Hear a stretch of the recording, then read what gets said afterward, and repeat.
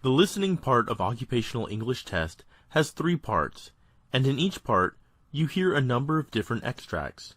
At the beginning of the test, you will hear a beep sound. You have time to read the questions before you hear the extracts. You will hear each extract only once. You have to complete your answers as you listen. At the end of each test, you will be given 2 minutes to check answers. Part A. In this part of the test, you'll hear 2 different extracts. In each extract, a health professional is talking to a patient. For questions 1 to 24, complete the notes with information you hear. Extract 1. Questions 1 to 12. You hear an emergency doctor talking to a patient called Penny Rawford. For questions 1 to 12, complete the notes with a word or short phrase.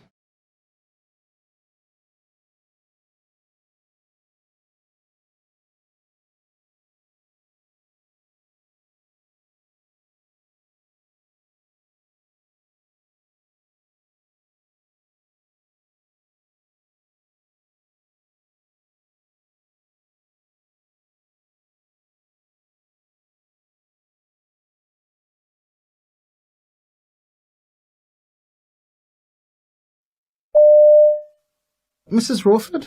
So, I understand you've been brought in here because you fainted at work. That's right. Can you tell me a bit about it? Well, I can't really remember much. I was sitting at my desk and I suddenly got this really awful headache. My head felt like someone had fired a bullet into it. I've never had anything like it. I mean, I've had headaches before, but nothing serious. And this one was different because it was just in one place, in my forehead here. And I can't remember what happened then, but my colleague sitting at the next desk, she saw me and she says I collapsed onto my desk. So she came over to help, but she says she couldn't wake me up and I was out for quite a few minutes. But I wasn't still. She says I was jerking, but I can't remember any of it. Apparently they called an ambulance and I do remember the paramedics arriving and I was able to answer some of their questions, even though I was still feeling a bit groggy. They asked me if I'd had any sort of trauma before I fainted, but I hadn't. I'd woken up as normal and cycled into work. Nothing unusual. Oh, and they also wanted to know if I'd taken any recreational drugs, but I wouldn't ever touch anything like that. I don't even drink alcohol. But they did ask me if I'd had any incontinence when I was unconscious, and I found that I'd leaked a bit of urine. I was ever so embarrassed, but they were quite okay about it. I suppose they're used to it. And once they'd got me into the ambulance, I felt really awful. I had this nausea, but they gave me something for it. It's not so bad now. Oh, that's good. So, how's your health been generally in the past? Have you ever had anything like this before? No, not really. I did go to the doctor a few years ago when I had some stomach pains. They did an endoscopy, but everything was normal and I've been fine since then. I'm usually quite healthy, all my family are. I've only ever had one operation, and that was a few years back now, in 2014. It was just after I'd had my 3rd child. I had to have a hysterectomy, but I've been fine since then. There was something about a year later. It must have been 2015. I'd been putting on a bit of weight and I thought it was because of the operation, but I've been feeling a bit tired as well and getting these cramps at night. The doctors did some tests because they thought I might have an underactive thyroid, but it was okay. I think maybe I'd just been overdoing it a bit. Oh, that's excellent. Well, how do you feel now? It looks as if you've got a bit of bruising there on your face. Yes, and I think I've got a cut there too, a little one under my eye. That must be where I fell on my desk. I've still got a bit of a headache, but nothing like as bad as it was. I do feel as if my neck's a little stiff, but that might be because I've been lying down. And the paramedics asked me lots of questions to see if I had anything funny with my vision, but that's all okay. Great. So now I'd like...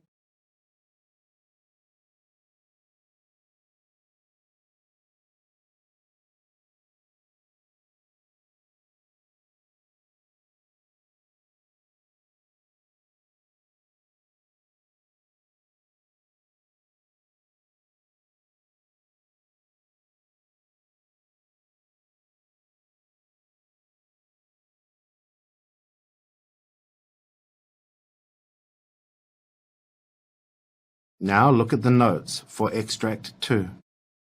Extract 2, questions 13 to 24. You hear part of a consultation between a neurologist and a patient called Peter Jackson. For questions 13 to 24, complete the notes with a word or short phrase.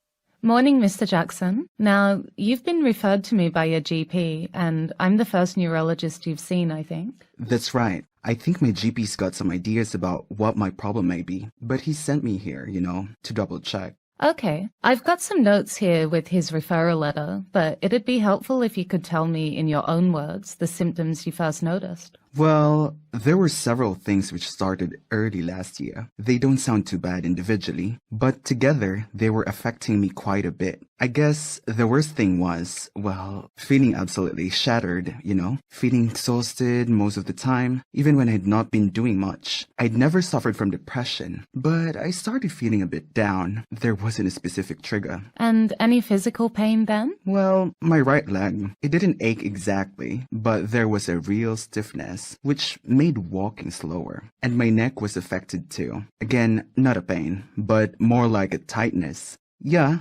that's how it felt. And it still does. I started to get constipated too, and I'd never had a problem with that before. I see. And I noticed other things around the same time, like my handwriting. I used to write strong, big letters. Everyone always said how distinctive it was. But it was shrinking. Weird how it had changed. I'm right-handed, and I began to notice from time to time there was a spasm in that hand. It didn't happen often, but it was worrying. The worst thing, though, was something I noticed when I was in its standing position. Washing up or shaving. I'd suddenly feel really unstable on my feet.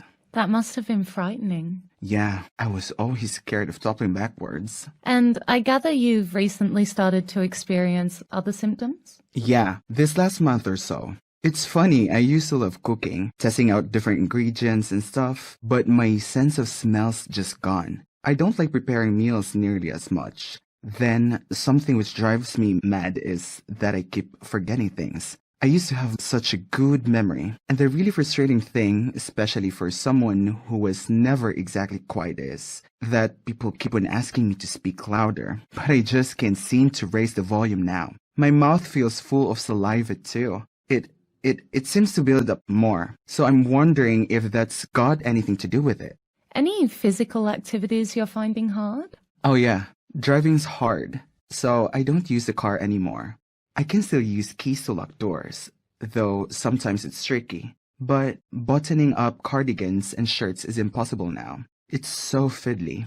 I'm getting an electric toothbrush too, 'cause the manual one's so difficult. I'm ashamed to admit my wife insists on cutting up my food too when she sees me struggling, especially when things like, steak. And you went on to consult other GPs? Yeah, I saw 2 doctors in the same practice for a second opinion.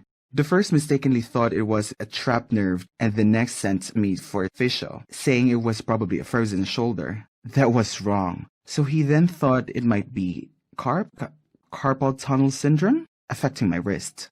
They were just investigating possible causes. Yeah, fair enough. And I'm hoping it's nothing serious. I mean, I don't think it's a brain tumor or anything, but I have started to worry that it might be multiple sclerosis. Given the symptoms. Then my granddad had dementia. I desperately hope it's not that. I don't think so. And looking at the tests you've had, a blood test and a thyroid functional test. But I never heard anything back from that, so I'm assuming it was negative.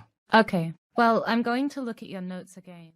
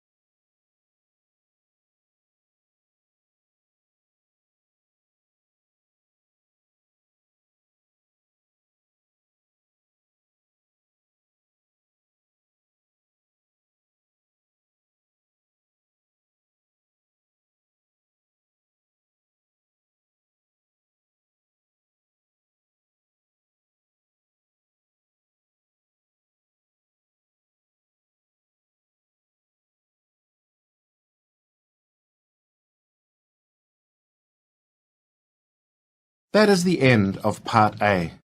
Now turn over and look at Part B. Part B, questions 25 to 30. In this part of the test, you'll hear 6 different extracts. In each extract, you'll hear people talking in a different healthcare setting. For questions 25 to 30, choose the answer A, B, or C, which fits best according to what you hear. Now look at question 25. You hear a nurse reporting to a medical team about a patient. Now read the question.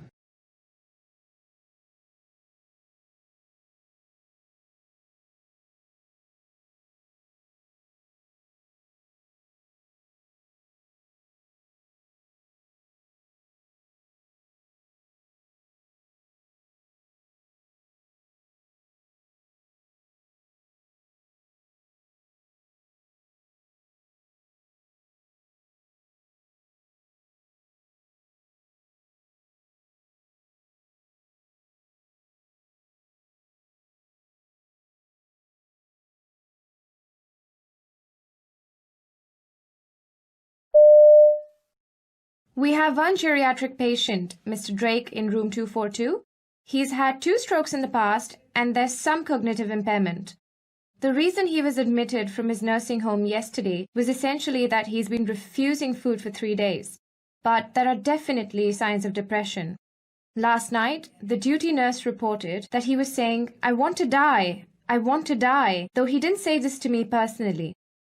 Apparently, his wife's in another nursing home. They have no contact and she's not been able to visit him. So we're going to try to figure out how to get them together, because that'll give him something to look forward to. In the meantime, the plan is to get him up. We'll start with the cardiac chair until physiotherapy can see him. Question 26. You hear a hospital nurse talking to a patient about oxygen therapy. Now read the question.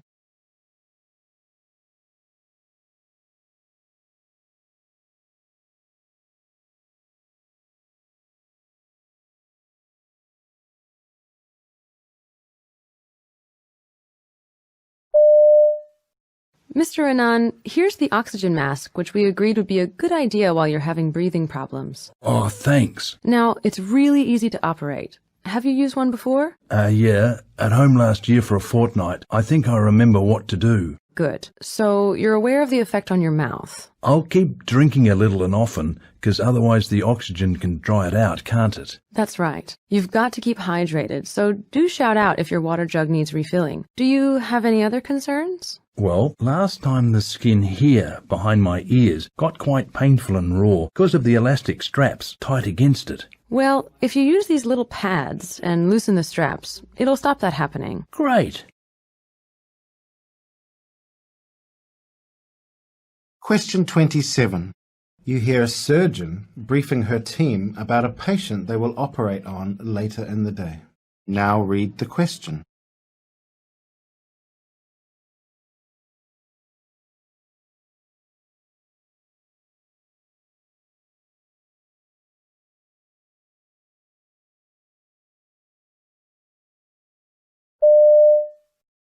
And the next on today's list is Freddie, who's a cloacal extrophy with a cross-fused ectopic kidney. He has a history of respiratory infections too, and there's a high risk of him getting another one following the procedure, so he'll need to be in the intensive care unit. We obviously can't start until we hear there's a place for him there, but they're calling us shortly and they sounded pretty positive this morning. This is today's main case, and I'd like to get started around midday so we can spend the whole afternoon focused on this. Question 28. You hear 2 hospital nurses talking about a patient's medication. Now read the question.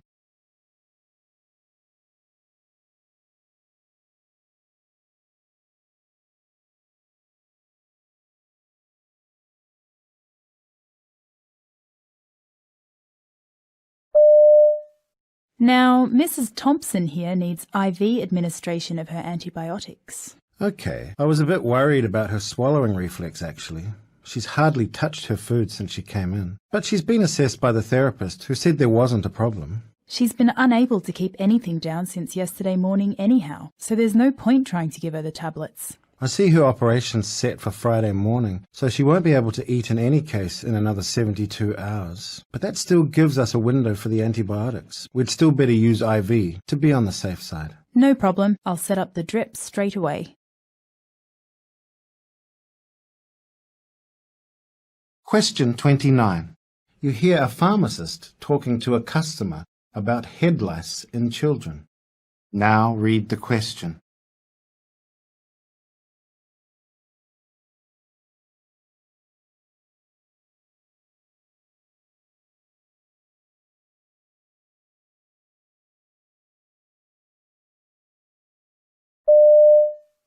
Hello, can I help you? Yes. There's nits going around my son's school. I need something that'll stop him getting them, because they spread like wildfire, don't they? Has he got any symptoms? Has he been itchy or had a rash? I'm not saying he's got nits, it's more that I want to make sure he doesn't get them. I understand that, but unless your son's been confirmed as having head lice, it isn't advisable to use medication. I was told there was a lotion you could buy over the counter. I mean, if the nits jump from one kid's hair to another, it's only a matter of time. What's the point in waiting? Well, first of all, they don't jump. To get head lice, your son needs to be in very close contact with another child who has them. Even then, it's by no means a foregone conclusion. Also, if they're detected early enough, you might get rid of them by combing alone. If that didn't work, well, then we'd recommend a lotion.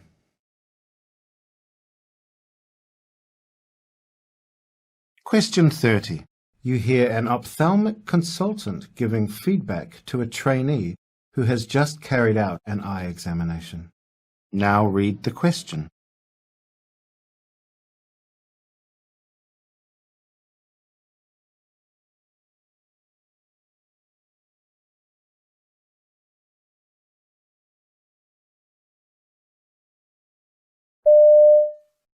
So, were you happy with the examination? I think it was okay overall, but it was hard carrying out the procedures while having to deal with the patient's questions at the same time. Yes, that can be hard. But there were lots of good things. Reassuring the patient when necessary certainly helped the process. The patient seemed rather confused sometimes about what you wanted him to do, though. That's something to work on. Think about effective ways of communicating what's required. You described in full the reasons for the various procedures, and adapting your language style to this particular patient did seem to relax him. That sort of approach puts patients at ease. Right, thanks.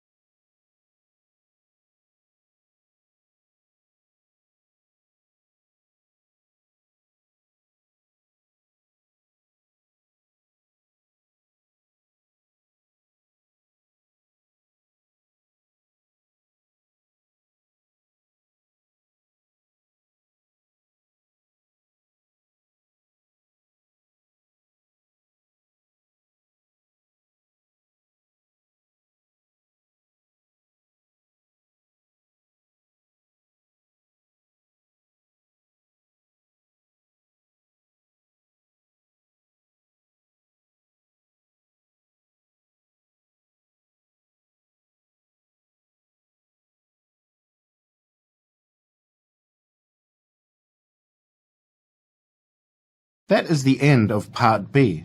Now turn over and look at Part C.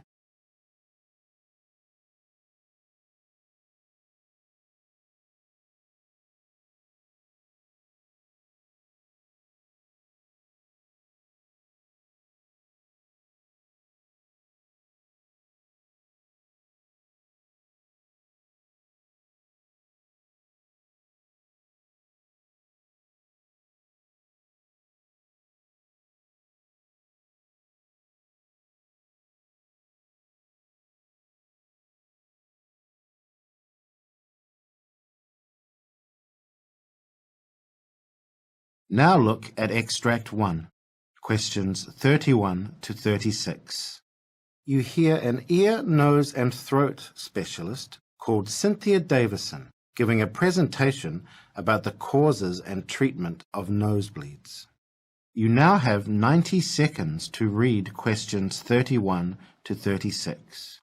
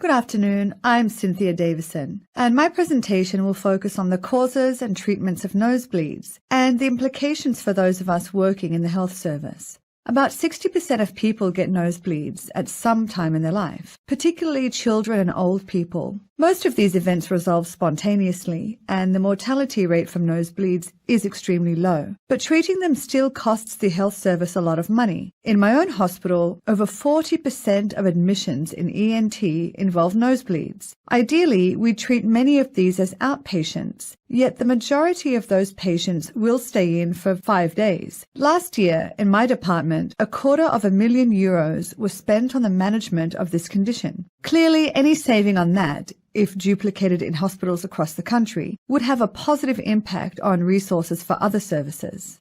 The biggest enemy of the nosebleed is artificial air. In hospitals, we get an awful lot of older people coming in with nosebleeds in winter months. As you'll know, such patients don't tolerate the cold for various reasons, so they tend to sit beside radiators and heaters, and these dry up the air. This means the cilia, which protect the lining of the nose, dry out, and this in turn exposes the blood vessels, which causes bleeding.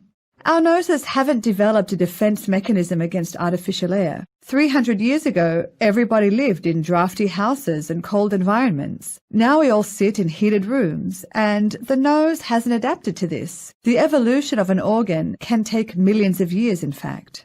The immediate cause of a nosebleed can be local trauma or inflammation caused by a simple cold, but systemic diseases have to be ruled out in all adults presenting with the condition. People with chronic allergies in the nose are more prone to nosebleeds, and there are some other serious conditions that can present in this way, including cases where the kidney or the liver is no longer functioning as it should. Foreign bodies that enter the nose by some means can trigger nosebleeds, though these are more common in children than adults, and usually there'd be a foul discharge associated with the foreign body. But for a lot of the nosebleeds we see, about 30%, we can't find a specific cause. A lot of people who are at the age where they get high blood pressure are prone to nosebleeds, but the blood pressure itself doesn't cause them. So when we see an adult with a nosebleed, we have to consider the systemic cause, not just look at the event itself.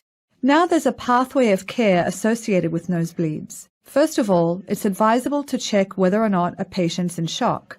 A loss of at least 500 ml of blood is needed to get the early signs of shock, and it's rare to lose that amount during a common nosebleed. But if you ask any of my colleagues in ENT what they most hate dealing with, it's nosebleeds. This is because they tend to come in late at night. The patient's often scared, and that sets their blood pressure off, making any further diagnosis and treatment problematic. So before you can do anything, you have to allay their fears. You might even give them a sedative to try to relax them. You also need to check they're not on any medication, like aspirin or warfarin, that might affect blood clotting.